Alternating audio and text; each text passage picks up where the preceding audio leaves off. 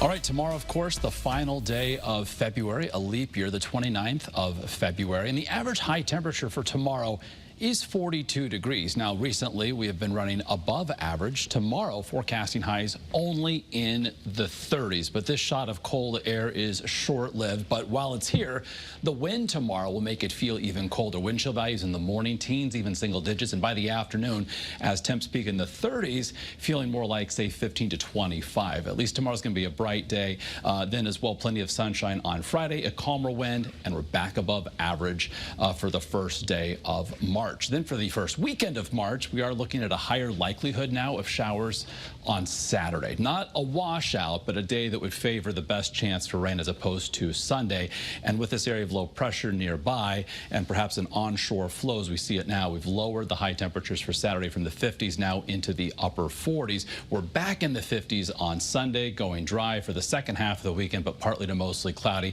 And as of now, that looks to be the general theme through next week, with a stationary boundary kind of lingering or lurking nearby offshore that could provide a little bit more in the way of cloud cover. And for now, going with temps into the low and mid 50s, which is again above average for early March.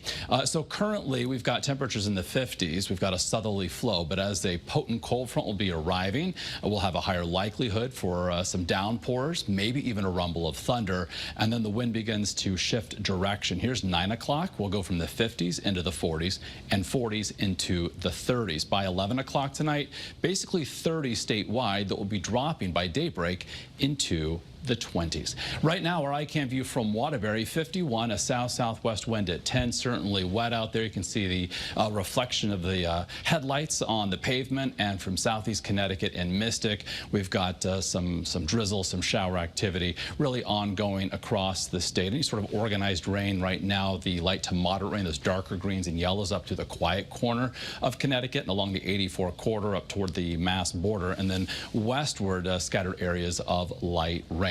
Again, we're in the low and mid 50s right now. Winds are up out of the south between 10 and 15 miles an hour sustained. They will get stronger and they will switch direction as this cold front off to our west gets closer and then eventually passes through Connecticut.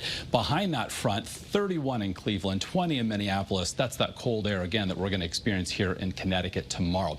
Winds initially out of the southwest until mid to late evening. Then they switch to the northwest and that colder air will begin filtering in. We could see those wind gusts between 40 and 50 miles an hour with the front arriving this evening between, say, 7 and 11 as it progresses across Connecticut from west to east, doing so fairly quickly. By 11 o'clock, we could see most of the precip done, and that rain could end as a little snow as that colder air quickly arrives. We'll go from the 50s again into the 40s, into the 30s rather quickly. So as we head through the overnight hours, lingering cloud cover really clears out. Tomorrow, we could see a lake-enhanced snow shower from the eastern Great Lakes reach southern New England, perhaps a snow shower or two in the hills of northwestern Connecticut. Otherwise, we'll see a partly to mostly sunny sky. Temperatures tomorrow morning, when you factor in the wind, feeling more like the teens, perhaps single digits, and then again during the afternoon recovering to between 15 and 25 as the air temperature for our Thursday reaches only into the mid 30s. We're back in the 40s again on Friday, plenty of sunshine, a calmer wind, and then again plan for some wet weather with the likelihood of showers on Saturday. High temperatures in the mid and upper 40s. All right, Mark, sounds good. Thank you.